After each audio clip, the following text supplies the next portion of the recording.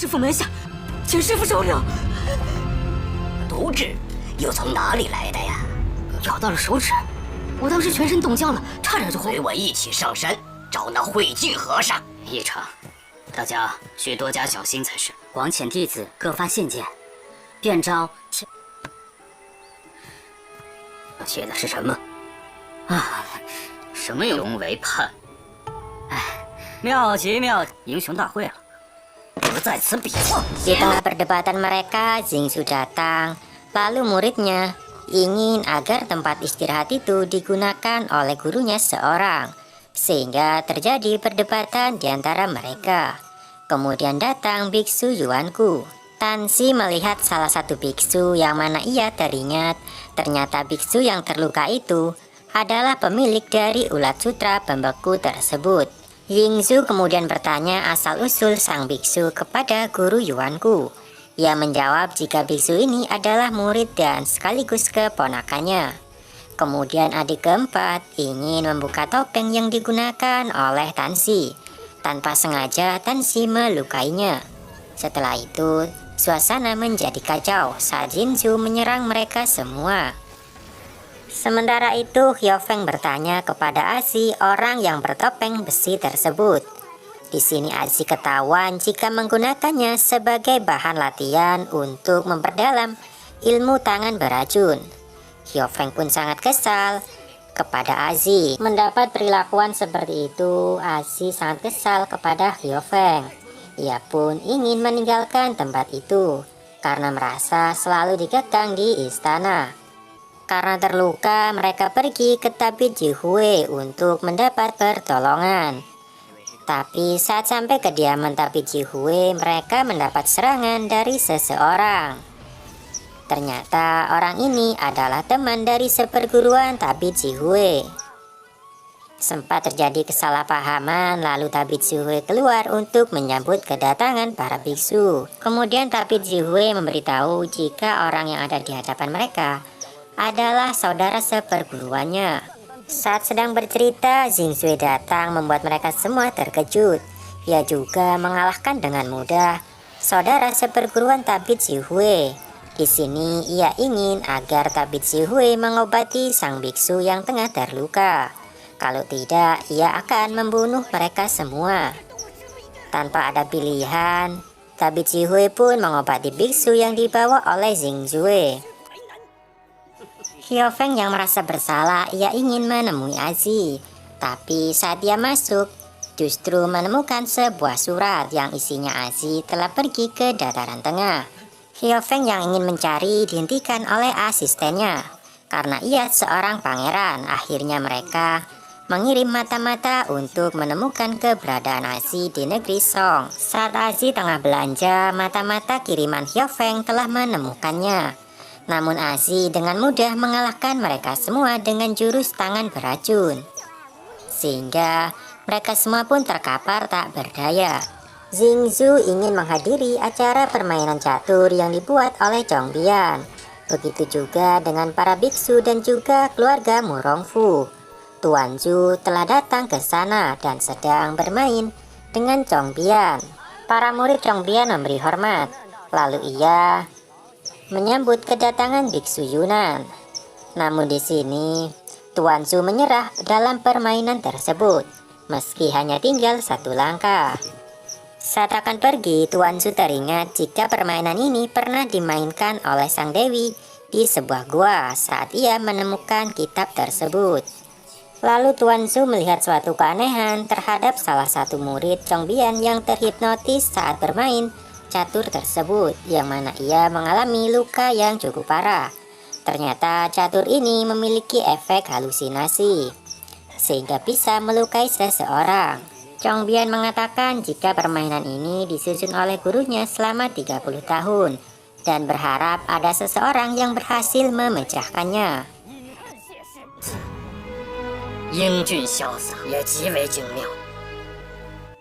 Kemudian ada seseorang yang dari jauh menggerakkan salah satu catur sehingga masuk dalam permainan tersebut. Ternyata orang itu adalah biksu Yuanji. Ia pun memberi hormat kepada Chongbian. Tak lama kemudian, Tuan Murongfu datang untuk ikut dalam acara permainan tersebut. Jiu Muzi menjadi lawan dari Murongfu. Mereka sempat memainkan permainan ini beberapa langkah, sebelum pada akhirnya biksu Jiun Muzi mengundurkan diri dalam permainan itu.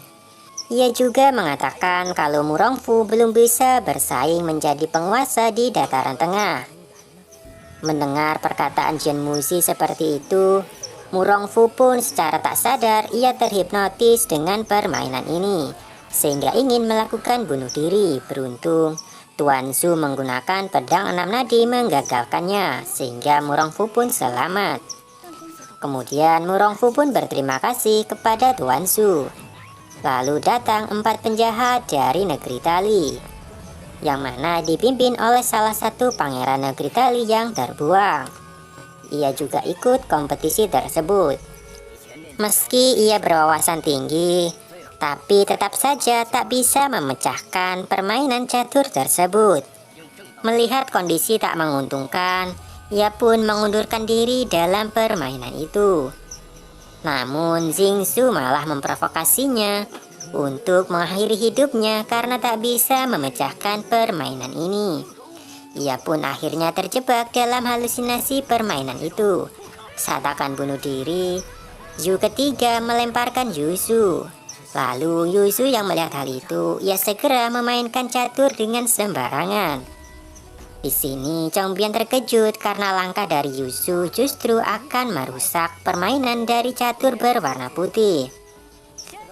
Namun pada akhirnya Yuzu mengatakan jika ia hanya ingin menolong sang pangeran terbuang dari negeri Tali tersebut. Saat hendak pergi, Yuzu malah dipaksa bermain oleh Chongbian. Tanpa pilihan lain, Yuzu pun mengikuti permainan itu. Dan dengan bantuan dari pemimpin dari 4 penjahat besar, Yuzu di sini dengan mengejutkan mampu memecahkan permainan catur yang belum pernah terpecahkan selama 30 tahun tersebut.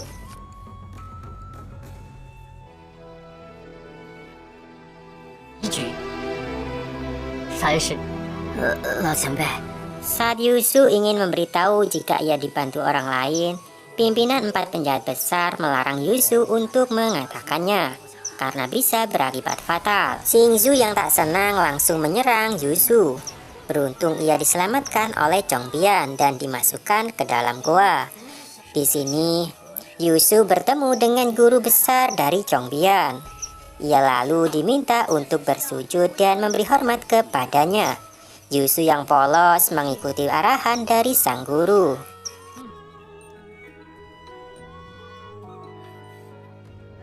Lalu sang guru meminta Yuzu untuk mendekat. Ia memeriksa kemampuan tenaga dalam milik Yuzu. Mengetahui tenaga dalamnya masih lemah, dengan mudah sang guru menghancurkannya dengan jurus Dewa Belimbing. Yuzu terlihat begitu lemah. Kemudian Yuzu ditransfer tenaga dalam yang begitu besar oleh sang guru tersebut, sehingga Yuzu pun menjadi tak terkendali dan semua bajunya pun robek akibat tenaga dalam yang begitu besar.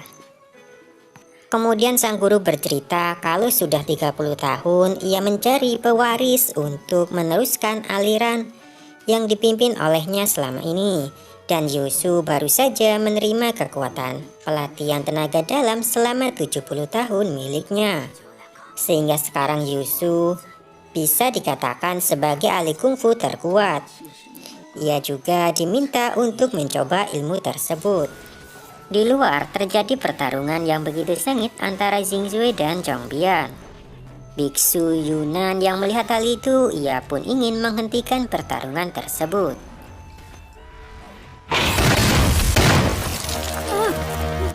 Karena masih belum belajar, tenaga dalam yang dimiliki oleh Yuzu masih berkurang 10%. Sehingga Yuzu harus belajar dengan keras. Di sini sang guru ingin Yuzu untuk menjadi penerusnya dan memberi hormat kepadanya. Namun Yuzu tak ingin beralih aliran, sehingga ia tak bisa memanggil paman guru menjadi gurunya. Meski begitu, ia memohon agar Yuzu untuk mengalahkan seseorang yang bernama Xingsu. Lalu sang guru memberikan sebuah hadiah kepada Yusu, yaitu berupa gulungan yang berisi sebuah lukisan dan juga sebuah cincin yang menandakan Yusu diangkat menjadi ketua sekte tersebut. Setelah memberi hadiah tersebut, sang guru pun meninggal di hadapan Yusu. Melihat hal itu, Yusu memberi penghormatan terakhir kepada sang guru. Ia merasa jika tugas menjadi ketua sekte begitu berat yang diberikan gurunya kepadanya. Saat keluar, ia dengan mudah membantu Chongbian mengalahkan Yizue. Karena Yusu telah mendapatkan tenaga dalam selama 70 tahun. Tansi menggunakan jurus beracun dan berhasil melarikan diri bersama gurunya. Yusu masuk kembali ke dalam goa, diajak oleh Chongbian untuk memberi penghormatan terakhir kepada sang guru.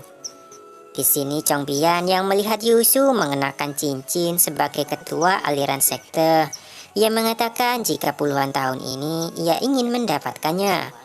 Yusu memberikan kepada Chongbian, tapi Chongbian tak ingin mengenakannya dan menerima keputusan sang guru yang mengangkat Yusu sebagai ketua sekte yang baru. Setelah itu, ia mulai menceritakan awal mula terjadinya perpecahan sekte. 其他的本事还要比丁春秋曾大落深谷。 Yisu dengan mudah mengalahkan Chongbian karena ia berlatih kungfu, sementara Chongbian berlatih kungfu dan juga sastra, sehingga kemampuannya tak sebanding dengan Yisu. Saat akan menghabisinya, Yisu diberitahu oleh Chongbian bahwa selama ini ia belum menguasai ilmu yang sebenarnya, yaitu jurus Dewa Penghancur dan juga langkah ringan yang dimiliki oleh aliran mereka. Ia menipunya dengan mengatakan kalau kitabnya berada di lautan Yizue. Lalu Chongbian menanyakan pesan terakhir sang guru.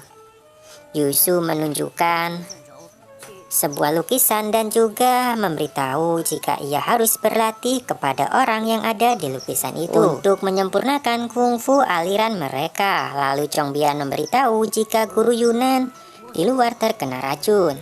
Ia juga mentransfer kekuatannya kepada Yusu dalam ilmu pengobatan. Di luar, para biksu dan semua yang hadir terlihat lemah akibat racun dari Yizue. Lalu di sini Chongbian tersenyum aneh terhadap Yusu. Kemudian ia pun keluar untuk mengobati mereka semua dengan ilmu pengobatan yang telah diberikan oleh Chongbian. Satu persatu orang yang terkena racun diobati oleh Yusu dengan begitu mudah. Hal itu membuat semuanya terkagum kepadanya. Saat Yusu akan mengobati sang guru, hal itu telah terlambat. Lalu Chongbian datang dan ia kembali tersenyum aneh kepadanya, sehingga ia mencurigai Chongbianlah yang meracuni gurunya. Di sini Chongbian mengatakan jika bukan dirinya tapi orang lain. Tak lama kemudian, Chongbian tersenyum aneh kembali lalu meninggal di tempat. Tapi Jihue mengatakan jika Chongbian telah terkena racun aneh dari Yizue. Melihat hal itu, Yusu begitu marah dan ingin melakukan balas dendam. Semua murid Chongbian memberi hormat kepada Yusu. Kemudian Yusu diminta masuk ke dalam goa. Di sini ia diberitahu jika gurunya telah terkena racun 3 senyum yang sangat fatal, yang mana setelah senyum ketiga orang itu akan meninggal. Di luar, satu persatu orang yang hadir untuk mengikuti kompetisi catur itu pergi meninggalkan tempat tersebut. 就此别过，后会有期。 今日你出错线了，高三哥可 Tuan Su sedih karena harus berpisah dengan Nona Wang. Di sini pemimpin 4 penjahat menyerangnya. Tuan Su dengan mudah menghindar menggunakan jurus langkah ringan dan juga mengalahkannya menggunakan pedang 6 nadi. Mengetahui ia menguasai pedang 6 nadi, pemimpin 4 penjahat langsung pergi dari tempat itu.